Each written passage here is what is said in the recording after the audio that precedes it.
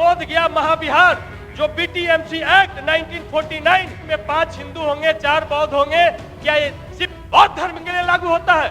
ये जो मनुस्मृति है आरएसएस और बीजेपी की मानसिकता महोदय, इसको बाबा साहब भीमराव अम्बेडकर ने 25 को इसको जलाने का काम किया था महोदय। देश में सावित्री बाई फुले की पहचान होनी चाहिए।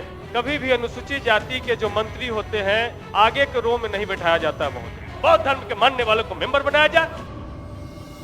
तेजस्वी प्रसाद यादव जी को और मखदूमपुर की महान जनता को दिल से धन्यवाद देते हैं महोदय।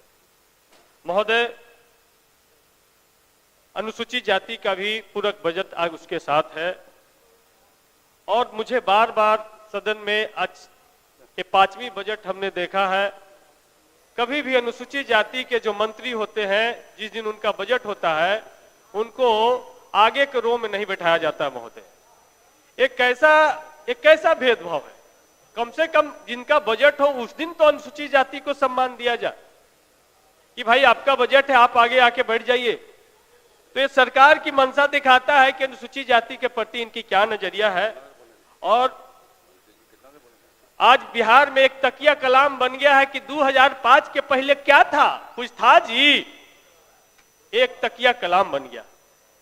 तो हम 2005 के पहले हम बिहार को लेकर के जाना चाहते हैं और इसकी शुरुआत हम बाबा साहब भीमराव अम्बेडकर की एक लाइन से हम कहना चाहते हैं कि समानता एक कल्पना नहीं होनी चाहिए बल्कि इसको वास्तविक में बदलना चाहिए। तो समानता ये स्पष्ट रूप से दिखता है। समानता आज आप माननीय बन जाइए, इस देश के राष्ट्रपति बन जाइए, इस देश के उप प्रधानमंत्री बन जाइए, किसी राज्य का मुख्यमंत्री बन जाइए, लेकिन आप अनुसूचित जाति हैं, ये आपको बार बार एहसास कराया जाता है। आपको एहसास कराया जाता है कि इस मनुवादी व्यवस्था में 6743 जाति में आपका पोजीशन क्या है, ये आपको बताया जाता है। तो हम एक कहना चाहते हैं महोदय, हम ये कहना चाहते हैं, हम अपनी पीड़ा आज बयां करने के लिए आए हैं कि पत्थर भी दूध पीते हैं, पानी में दूध बहाते हैं, हमारे बच्चे भूख पेट जोड़ जोड़ चिल्लाते हैं। ये स्थिति इस देश की है महोदय, और ये स्थिति आज से नहीं है। यदि हम इसकी चर्चा करें तो आज हम लेके आए हैं हिंदू लॉ बुक, ये मनुस्मृति, जिस किताब से हमारे धर्म को चलाने की कोशिश की जाती है, जिसको बाबा साहब भीमराव अम्बेडकर ने 27 दिसंबर 1925 को इसको जलाने का काम किया था महोदय। ये जो मनुस्मृति है, ये भारत सरकार ने सेंट्रल केंद्रीय विश्वविद्यालय में इसको पढ़ाने की इजाजत दी है। हम इसकी चर्चा करना चाहते हैं महोदय। इसमें पेज नंबर 273 पर लिखा है कि जो शूद्र ब्राह्मण के साथ एक आसन पर बैठना चाहे तो राजा उसकी कमर पर दगवा कर उसे देश से निकलवा दे या उसकी चुत्तर कटवा ले। एक कहता है महोदय, पेज नंबर 271 पे लिखता है कि शूद्र यदि द्विजातियों से कठोर वचन कहे तो उसे जीभा छेदन दंड दिया जाएगा, क्योंकि वह अधम है, पैर से उत्पन्न हुआ। एक इसमें कहता है महोदय कि नाम और जाति लेकर यदि शूद्र द्वय से द्विजों की निंदा करे तो जलते हुए 10 उंगली लोहे की सलाख उसकी मुंह में डाली जाए। क्या किसी कुत्ता को, गधा को मुंह में 10 उंगली लंबा लोहे का रड लाल करके डाला गया होगा महोदय? ये भारत के शूद्रों के बारे में एक धर्म विशेष में एक स्थान है उनका। इसीलिए बाबा साहब भीमराव अम्बेडकर ने इस ब्राह्मणवाद के खिलाफ में, वर्णवादी व्यवस्था के खिलाफ में बाबा साहब ने इसको रेखांकित किया है। और भारत की व्यवस्था को यदि समझना है तो हमको इस 5 खंड में जो भारत की व्यवस्था है उसको समझना होगा। वैदिक काल जो 600 ईसा पूर्व के पहले का काल है, बुद्ध काल जो 600 से 1200 ईसा पूर्व का काल है, मुस्लिम काल जिसको कह सकते हैं, या मध्य काल 1200 ईस्वी से 1800 ईस्वी का काल है, ब्रिटिश काल जो 1800 से 1947, और अब जो स्वतंत्रोत्तर काल चल रहे हैं जिसमें भारत का संविधान लागू हो गया, उस काल में हम जी रहे महोदय, उस काल में हम जी रहे हैं। लेकिन ये जो स्पष्ट रूप से हम कहना चाहते हैं महोदय कि आज हमने एक किताब पढ़ा आपके सेंट्रल लाइब्रेरी में, कांची लैया की बुक है हिंदुत्व मुक्त भारत की ओर। उसमें बड़े सोशल साइंटिस्ट, दुनिया के बड़े सोशल साइंटिस्ट डॉक्टर अंबेडकर के बाद वो गिने जाते हैं। उन्होंने साफ साफ कहा कि इस देश में ये जो ब्राह्मणवादी मनुवादी व्यवस्था जो दलितों पर, शूद्रों पर जो थोपा गया, इसको अगर बुनियादी समझ विकसित करनी है तो ये समझना चाहिए कि इस देश ने किला बनाया, महल बनाया, कोठी बनाया महोदय, लेकिन उसमें शौचालय नहीं बनाया। क्या बनाया? एक जात बनाया, डोम बनाया, मेहतर बनाया कि बाकी लोग मल मूत्र करेंगे और सुबह उठ के हाथ से उठा के माथा पे उठा के फेंकने का काम करेगा। इस देश में महोदय वॉशिंग मशीन नहीं बना, इस देश में बासर मैन बना कि हम जिंदगी भर कपड़ा गंदा करेंगे, तुम्हारा काम, तुम धोबी हो, जिंदगी भर तुम्हारा काम धोना है। प्रधानमंत्री का भी किताब लेके आए हैं। इस देश में महोदय डॉक्टर नहीं बनाया, नर्सिंग होम नहीं बनाया, एक जात बनाया, चमैन बनाया कि किसी के घर में डिलीवरी हो तो बुलाओ चमैनिया को, उस चमैन को बुला करके डिलीवरी करवाया गया। इस देश में हम लेदर टेक्नोलॉजी विकसित नहीं किए, जूता चप्पल नहीं बनाए महोदय, लेकिन हमने एक जात बनाया, चमार बनाया कि भाई तुम्हारा काम जूता बनाना है और तुम्हारा काम जूता खाना है। आपकी बारी आएगा, आप अपनी बात करिएगा।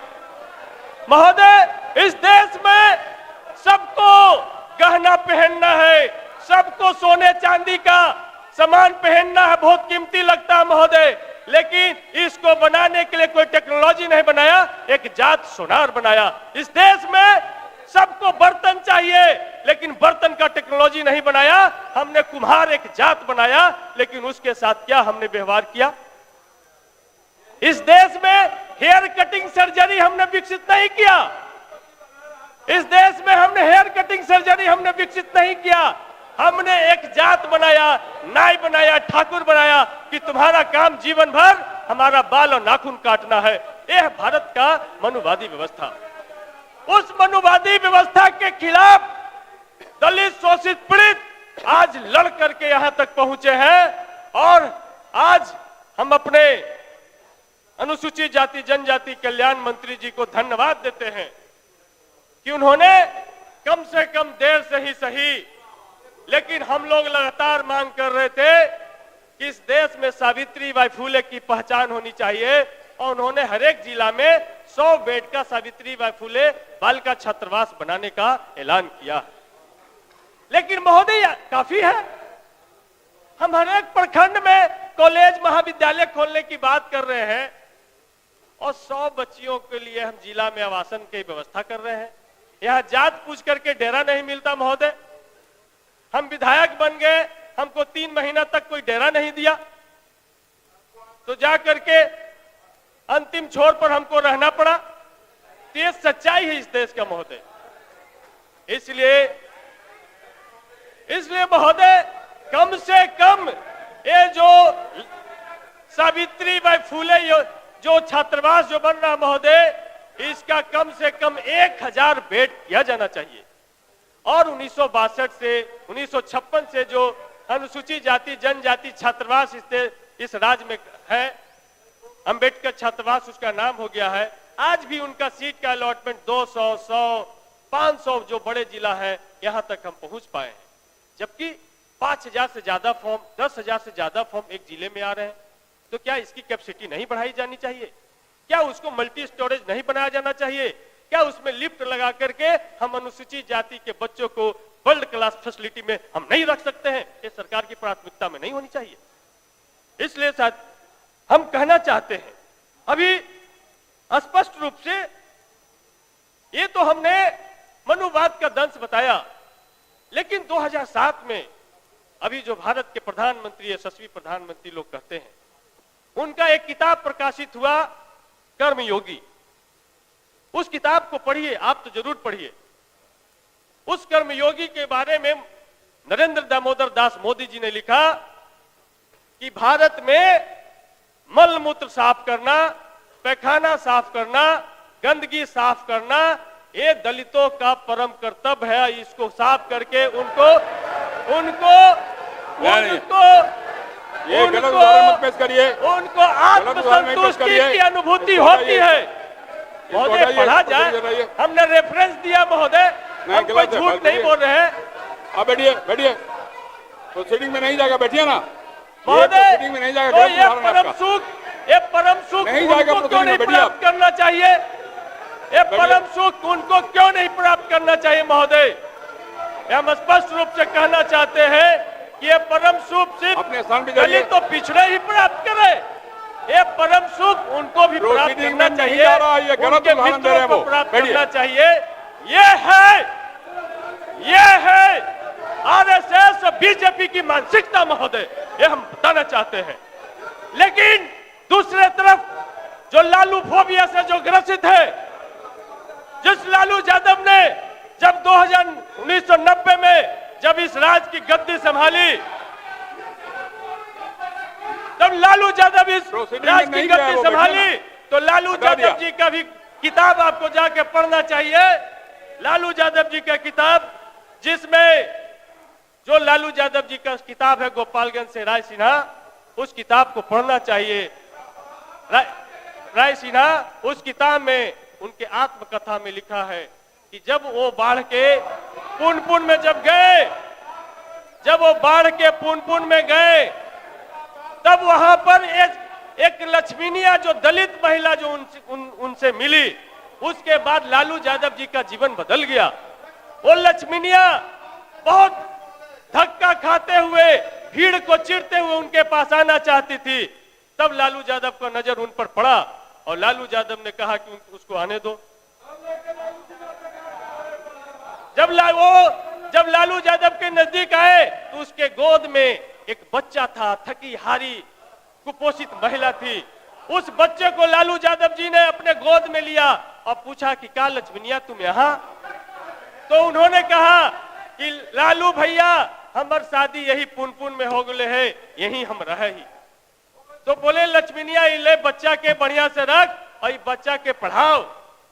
लेकिन जब लालू यादव लौट करके आए और उन्होंने कहा कि हम उसके बच्चे को तो पढ़ाने की बात कह दिए, लेकिन इस अछूत के बच्चे का नामांकन कहाँ होगा? क्योंकि उस समय तक अछूत के बच्चों का नामांकन बड़ा मुश्किल था। तब लालू यादव आते हैं और मंत्रिमंडल का बैठक बुलाते हैं और 300 अछूतों को पढ़ाने के लिए 300 विद्यालय की घोषणा करते हैं महोदय। यह है लालू यादव जी का विजन महोदय, यह है लालू यादव जी का सोच महोदय। इसलिए हम आपसे कहना चाहते हैं महोदय। सतीश जी केवल 5 मिनट बचा आपका महोदय। 5 मिनट काफी है महोदय।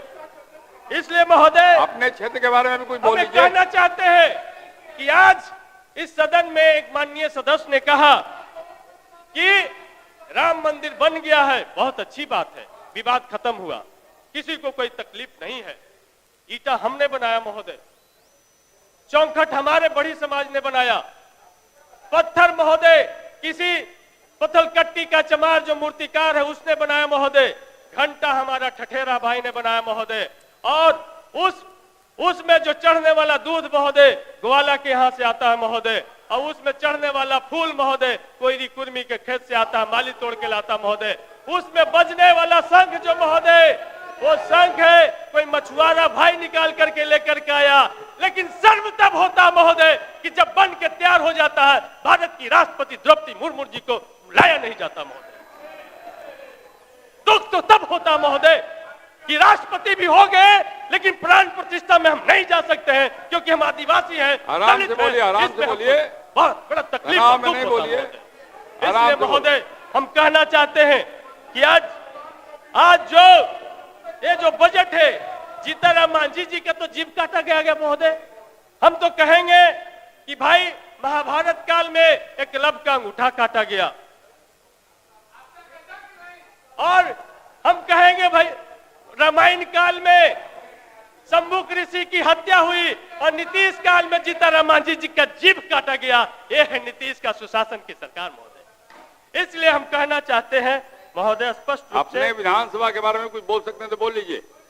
इसलिए महोदय हमें कहना चाहते हैं कि हमारे पास ज्यादातर जो अनुसूचित जाति के मंत्री बैठे यहाँ पे महोदय, आज अनुसूचित जाति का 2022 का जो एनसीआरबी का डाटा है कि 4500 से ज्यादा केस प्रत्येक साल बिहार में दर्ज होते हैं और प्रत्येक साल 10% केस में इजाफा हो रहा है, लेकिन केस में जो कन्विक्शन रेट है महोदय, बिहार में पूरे भारत में सबसे कम है। न्याय दलितों को नहीं मिल रहा है, एससी एसटी कोर्ट खाली है, उनके पीपी का पद खाली है, जिसके वजह से उनका कन्विक्शन रेट जीरो के लगभग 0.98% है महोदय, 1% से भी कम है। तो हम कैसे दलित का न्याय कर पाएंगे, कैसे हम उनके साथ हम उनको न्याय दे पाएंगे महोदय?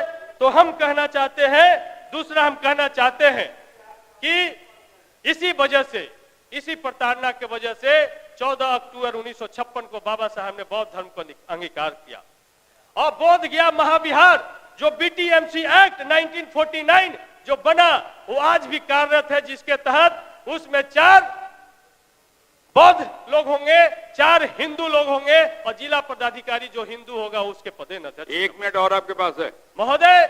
हम ये कहना चाहते हैं कि ये 9 सदस्यों में 5 हिंदू होंगे, 4 बौद्ध होंगे, क्या ये सिर्फ बौद्ध धर्म के लिए लागू होता है? यदि ये लागू होता है, संविधान लागू हो गया, तो बीटी एक्ट को खत्म करना चाहिए और उनको भी आर्टिकल 26 के तहत उनको भी धार्मिक स्वतंत्रता का अधिकार है, उन बौद्ध भाइयों को भी मिलना चाहिए। यदि नहीं ऐसा है तो हम तो मांग करते हैं सदन से कि अयोध्या मंदिर में भी इस्लाम धर्म के मानने वालों को मेंबर बनाया जाए, जैन धर्म के मानने वालों को मेंबर बनाया जाए, बौद्ध धर्म के मानने वालों को मेंबर बनाया जाए। ये सिर्फ बोध गया बिहार के लिए ये एक्ट क्यों काम कर रहा है? इसलिए हम कहना चाहते हैं महोदय कि आज बिहार में जो भूस्वामियों की जो स्थिति है उसमें 65% जो अनुसूचित जाति के लोग हैं उनके पास में खेती योग्य जमीन नहीं है।